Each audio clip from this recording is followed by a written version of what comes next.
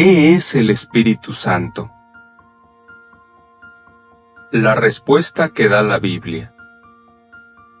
El Espíritu Santo de Dios es su poder o fuerza en acción.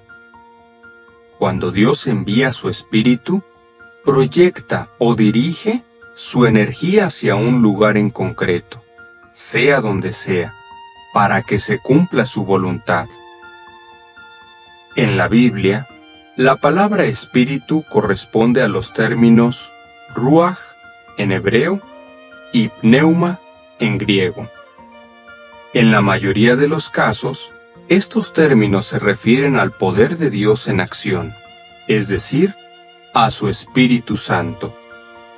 Sin embargo, también se usan en los siguientes sentidos: aliento o respiración, viento, la fuerza vital o la energía que mantiene con vida a seres humanos y animales, la actitud o la inclinación de una persona, los seres espirituales como Dios y los ángeles. Todos estos significados tienen algo en común. Se refieren a cosas que son invisibles a la vista humana, pero que producen efectos visibles. El Espíritu de Dios, a semejanza del viento, es invisible, inmaterial y poderoso. Diccionario expositivo de palabras del Antiguo y del Nuevo Testamento exhaustivo de William E. Vine. En la Biblia se asemeja el Espíritu Santo a las manos o los dedos de Dios. Tal como un artesano usa la fuerza de sus manos y sus dedos para hacer su trabajo, Dios ha usado su Espíritu de las siguientes maneras: para crear el universo, para producir la Biblia, para que sus siervos de la antigüedad pudieran hacer milagros y predicar, para hacer que las personas que le obedecen demuestren buenas cualidades. El Espíritu Santo no es una persona. Al referirse al Espíritu Santo como las manos, los dedos o el aliento de Dios, la Biblia demuestra que dicho Espíritu no es una persona. Las manos de un artesano no trabajan por su cuenta, pues no pueden actuar de forma independiente del cerebro o separadas del cuerpo. De la misma manera, el Espíritu de Dios solo actúa cuando y como Él lo dirige. Además, la Biblia compara al Espíritu Santo con el agua y lo relaciona con otras cosas impersonales, como la fe y el conocimiento. Esto también da a entender que el Espíritu Santo no es una persona. Aunque la Biblia menciona el nombre propio de Dios, Jehová, y el de su Hijo, Jesucristo, en ningún lugar le da un nombre al Espíritu Santo. En una ocasión, cuando el discípulo Esteban recibió una visión del cielo, vio tan solo a 2 personas, no a 3. La Biblia dice: él, estando lleno de Espíritu Santo, miró con fijeza al cielo y alcanzó a ver la gloria de Dios, y a Jesús de pie a la diestra de Dios. Hechos 7:55. El Espíritu Santo fue simplemente el poder que Dios utilizó para que Esteban pudiera tener esa visión. Conceptos erróneos sobre el Espíritu Santo. Lo que algunos creen. El Espíritu Santo es una persona y forma parte de la Trinidad. Así lo dan a entender en 1 de Juan 5, 7 y 8 algunas versiones de la Biblia, como la Torres Samad y la Reina Valera. La verdad. La versión Torres Samad dice en 1 de Juan 5, 7 y 8: 3 son los que dan testimonio en el cielo: el Padre, el Verbo y el Espíritu Santo. Y estos tres son una misma cosa. Y tres son los que dan testimonio en la tierra.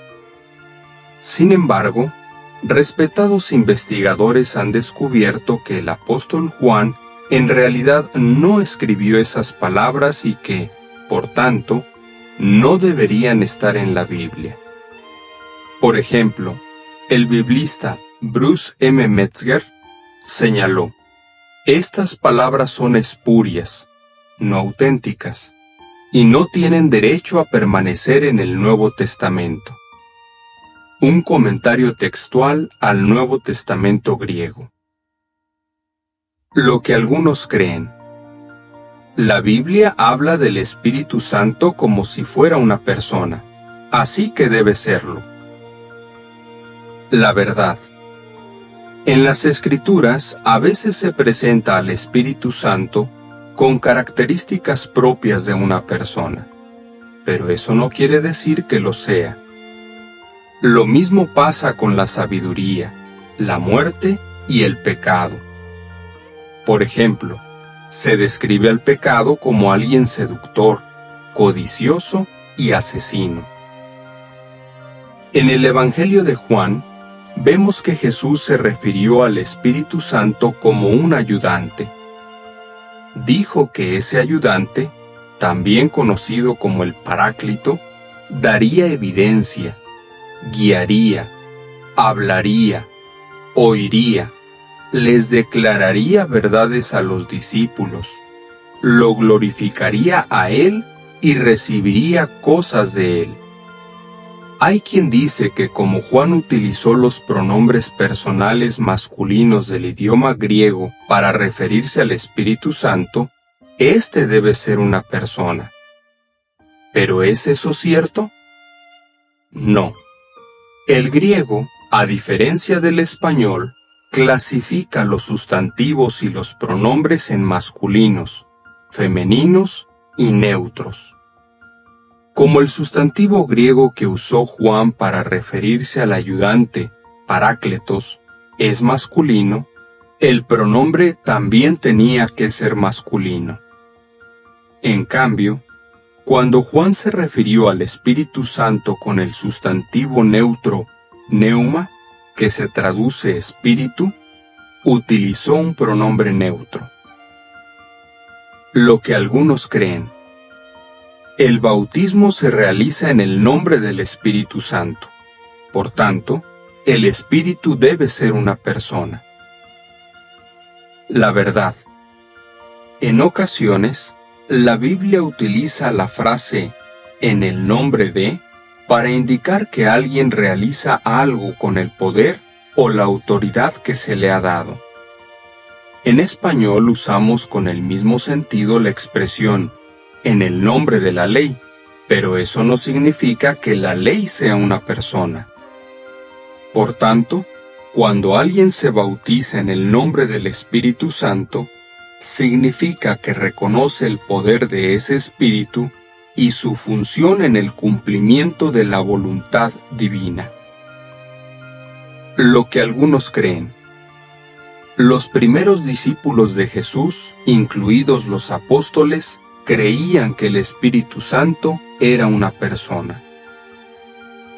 La verdad.